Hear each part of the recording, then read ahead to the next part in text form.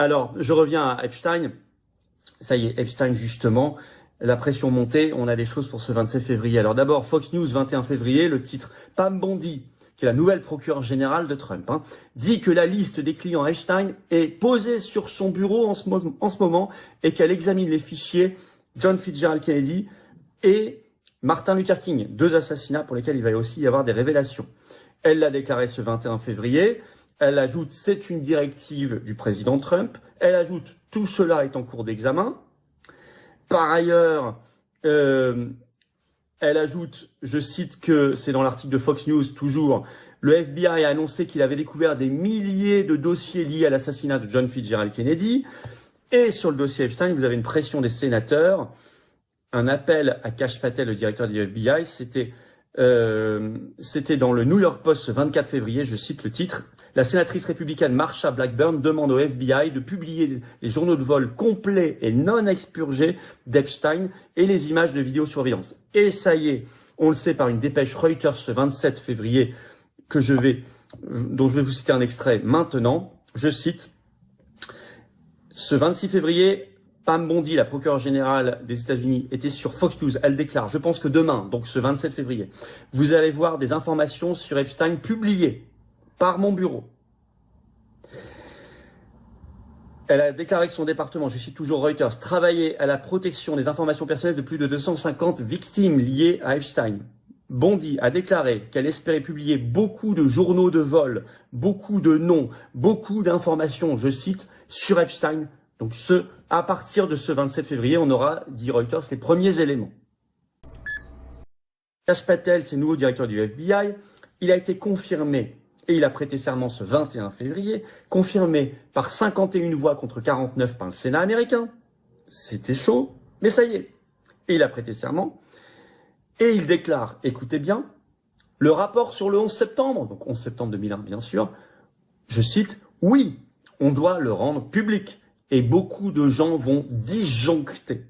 Beaucoup de gens vont disjoncter. Ça lui tient tellement à cœur qu'il en a reparlé, si vous avez regardé la conférence de presse à la Maison-Blanche quand Macron était là, le 24 février, il l'a redit devant Macron. Il a dit, on va aller avec Elon Musk à Fort Knox pour voir l'or. C'est pas un sujet fantaisiste, c'est un vrai sujet on parle de milliers de tonnes d'or, des richesses considérables. Derrière ça, il y a la question de la mainmise privée sur la Fed, la Banque fédérale américaine, sur l'argent de la nation.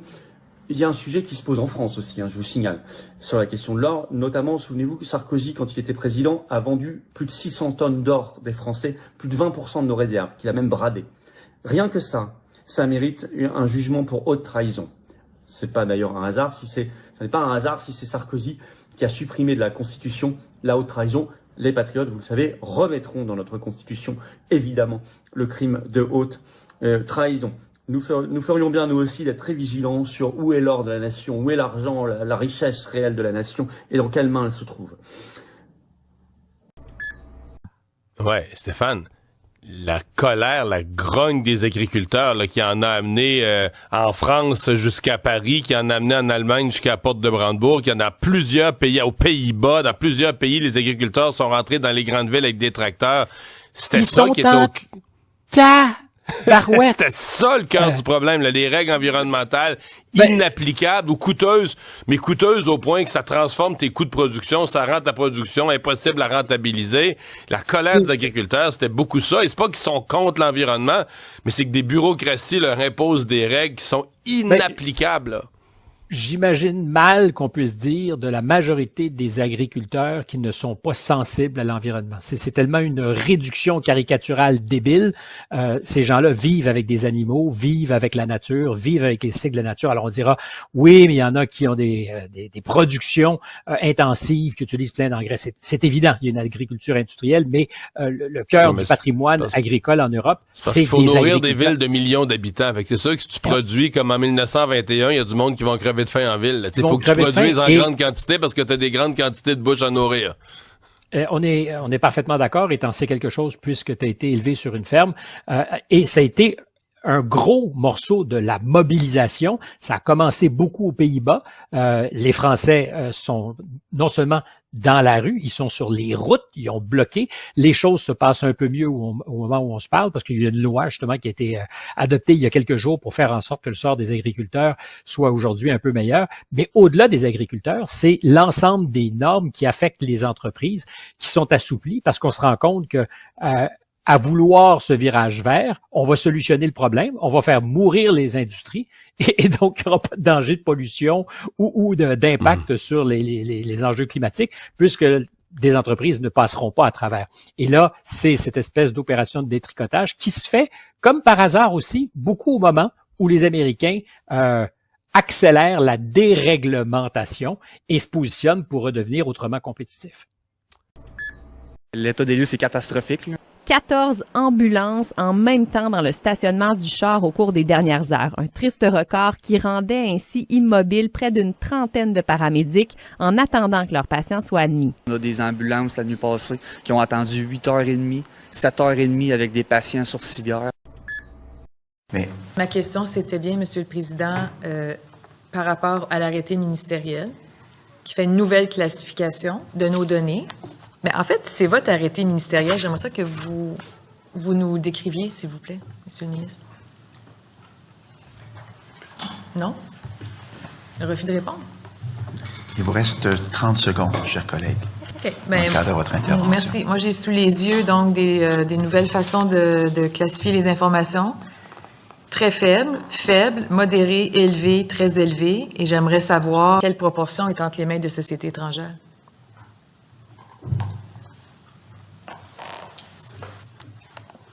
En conclusion, il vous reste 10 secondes, chers collègues. Mais je ne peux pas conclure, Monsieur le Président. Je n'ai pas eu de réponse à ma question. Très bien. 15-minute cities is something that the WEF has created called C40, and it's called C40 cities. I would urge you to certainly look on the internet about it. Basically, you won't be able to drive a petrol or diesel car anymore. You'll have to buy electric. If you want food, you will get a calorie-controlled system sent to you by text saying this is what you can eat today, this is what you can have today.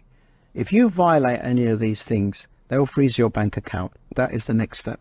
These are stages in which they're going to implement this stuff, and this was signed up by the WEF, and the WEF has signed up with our mayor in London as the chair, and he has gone around the world to communicate this C40 to all of the countries in the world.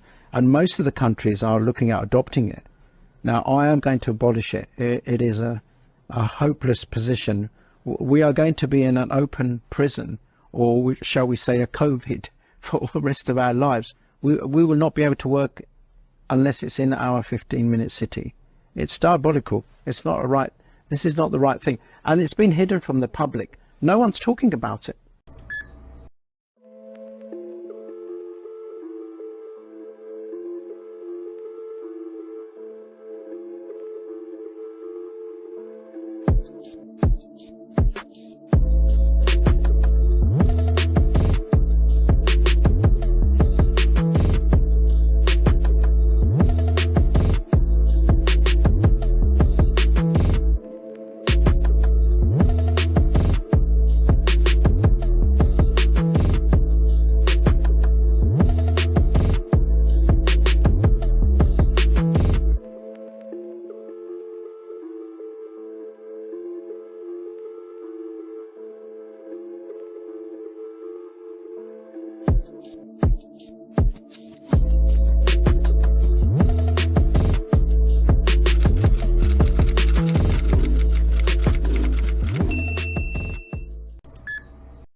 Monsieur Trump va pouvoir se servir des minerais et des métaux précieux ukrainiens. C'est ça qui est assez incroyable. Dans un pays exsangue, hein. Je rappelle, dans un pays exsangue. Surtout ça, mais surtout, ce qui est fou, c'est qu'on présente ça comme une victoire, alors que c'est un échec incroyable de l'Europe.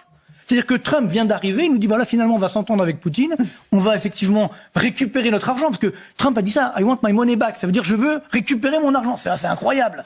Il estime qu'il y a 500 milliards de dollars qui ont été envoyés en Ukraine, il dit bon, où est passé l'argent? Donc bon, peut-être vous pouvez pas me le rendre, mais je veux récupérer des terres rares en échange. C'est incroyable. Et surtout, on a un accord, a priori, enfin, on verra, avec Poutine, alors que c'était hors de question justement d'en parler. Et là, on a Emmanuel Macron qui dit oui, mais bon, on va négocier, etc.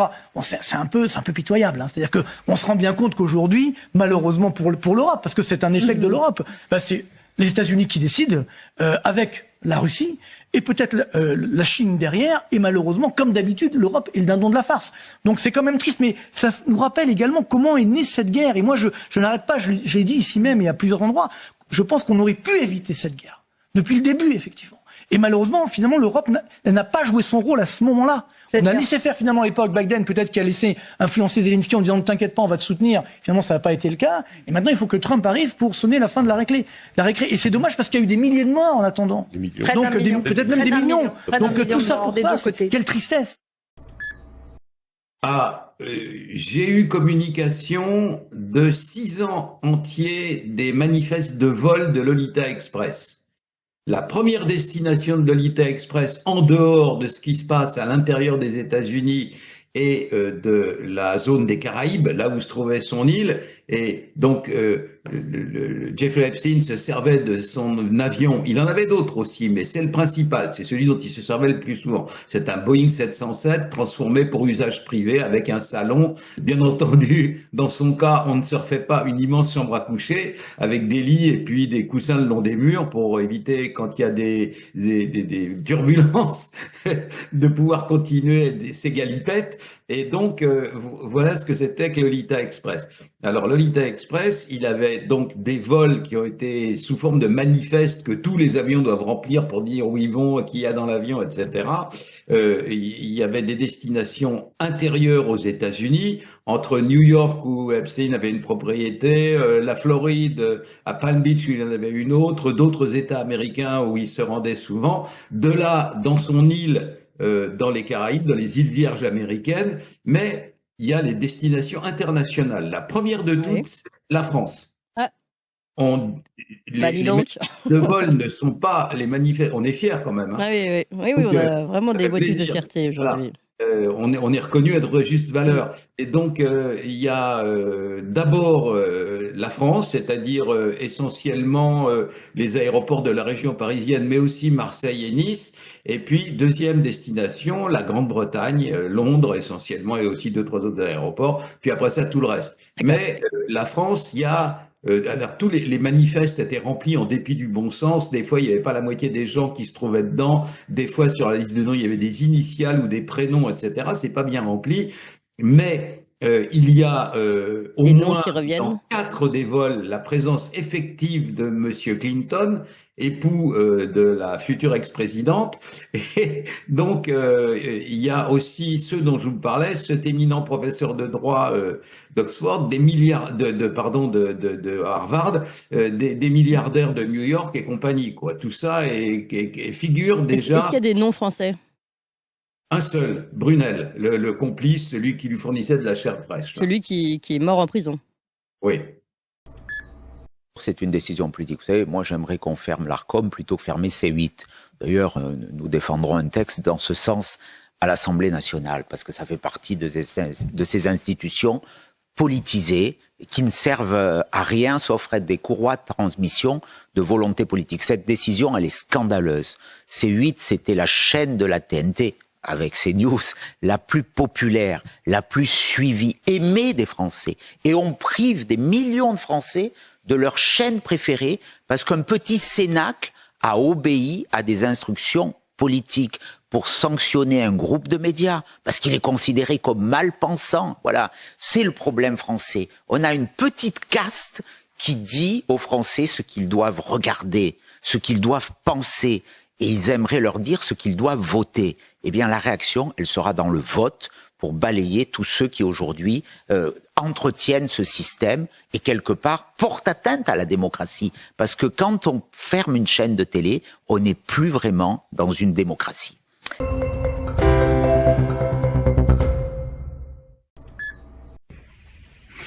Qui aurait cru qu'aujourd'hui, 26 février 2025, on aurait vu le patron et propriétaire du plus grand journal démocrate américain expliquer qu'à partir d'aujourd'hui, il ne publierait que des articles favorables à la liberté de l'économie et à la liberté de parole absolue, sans aucun contrôle des fausses nouvelles et des diffamations. Qui aurait cru que Jeff Bezos imposerait cela à son journal, le Washington Post, entraînant, et c'est son honneur, la démission du directeur des pages éditoriales. Ceci devrait être un coup de semonce pour que ceux qui n'ont pas encore compris l'évidence, les États-Unis sont en train de devenir une dictature au nom de la liberté économique qui en fait ne profite qu'aux plus riches et de la liberté de parole qui ne profite qu'à ceux qui ont les moyens d'avoir la liberté de parole et de diffamer. La double liberté, c'est la double dictature. Nous en allons peut-être en faire la tragique expérience aux États-Unis. L'Europe reste et devra rester le bastion de la vraie liberté, la liberté protégée, la liberté garantie, la liberté sécurisée par les moyens du droit et les moyens de la démocratie. People are wondering, because you said last week that you have the Epstein files on your desk, is when can we see them and what's taking so long to release them? I do. Jesse, there are well over, this will make you sick, 200 victims. 200. So we have, well over 250 actually. So we have to make sure that their identity is protected and their personal information. But other than that, I think tomorrow, the personal information of victims. Other than that, I think tomorrow, Jesse, breaking news right now, you're going to see some Epstein information being released by my office. What kind? Are we going to see who was on the flights? Are we going to see any evidence from what he recorded? Because he had all of his homes wired with recording devices. Yeah, what you're going to see, hopefully tomorrow, is a lot of flight logs, a lot of names, a lot of information, but it's pretty sick what that man did. Okay, well, we'll along look for with his that. co-defendant. Absolutely, and he had help. That's for He sure. sure did. I knew that we had to fight through this, and it was not easy, but we were able to stand our ground. We figured out a way out of it. My case was dismissed by the government, by the Department of Justice. And, and that what they should have done was they should have killed me there, Jim. And I know that they considered it. And so by not doing that, they picked the wrong family to mess with. And I'm going to tell you, we are so tied into the government, particularly the government right now. You said that James Comey should have killed you. What do you mean by that? Yeah, I mean it. I mean, these people, I know that they talk about these things. So there's a group of people that talk, they discuss this because it's like, what do we want to do? We can destroy this guy. And then all of a sudden I start to fight back. We started to fight back, and I completely changed my whole I changed my legal team. I changed our strategy, huge gamble. And we started to fight back. And when we did, we started winning. And then we eventually won. And I know that there are conversations, and primarily outside of the government, that says, what do we want to do about a guy like Flynn? What do they want to do about a guy like Trump? They tried to kill him twice. He's as a candidate. I mean, his life is always at risk. Those of us that are on the periphery, and not on the, it's sort of in a right in that outer circle periphery. And I'm not talking about way out on the edges. I'm talking about right there at the edge of that sort of inner circle where we're still in there fighting it, mixing it up. These people they're scrambling. I mean, they know that they are busted. They're caught badly. Comey, he's just the beginning. We got whistleblowers coming out of the woodwork, and we're funneling it into the right governmental offices to do the right things. And let me tell you, these people are busted. And so for Jim Comey, that's what I said earlier. Jim, if you get this message, start thinking about what you're gonna give up, because you're gonna give up some of your freedom because you're gonna go to jail. You must go to jail because of what you did. But maybe they'll cut you a little bit of a deal, and they'll put you in a softer prison for a shorter period of time because you're able to give up some evidence on some of these other people who are even more deeper than you involved in this. Because Jim, you know exactly who I'm talking about. Just a yes or no answer from the general. Nobody respects you more than our audience. Will we get handcuffs? Will we get prison sentences? Will we finally get arrests? The long promised 10 years that we've waited to see these criminals operate. Will we get arrests, General? Yes, and for Jim Comey, start measuring yourself there, buddy. I know you're kind of a tall guy, so go to a tall man's shop, send your measurements over to the Bureau of Prisons because it's coming. Everybody follow General.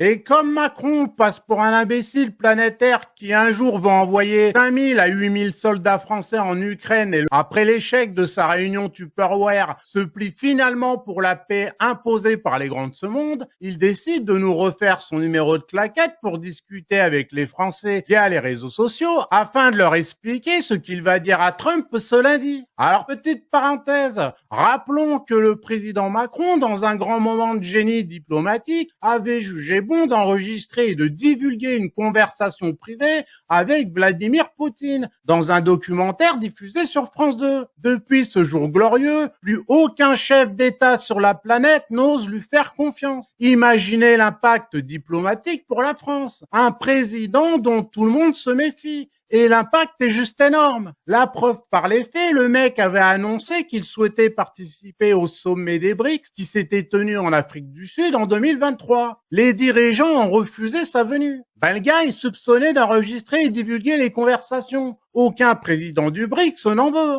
Pour eux, c'est la poucave numéro 1 planétaire. On ferme la parenthèse. Bref, Macron nous explique sur TikTok, c'est le seul endroit où il peut discutailler, qu'il va dire à Trump que Poutine est méchant, que les punaises de lit en France ont été orchestrées par le Kremlin. Je vous jure qu'il a dit ça. Hein. On le voit d'ailleurs chez nous, la fameuse péripétie des punaises de lit. Il y avait des faits véritables qui étaient maîtrisés, mais elle a pris une volumétrie folle et ça a été signé, c'était des attaques russes. Quand on ferme une chaîne de télé, on n'est plus vraiment dans une démocratie.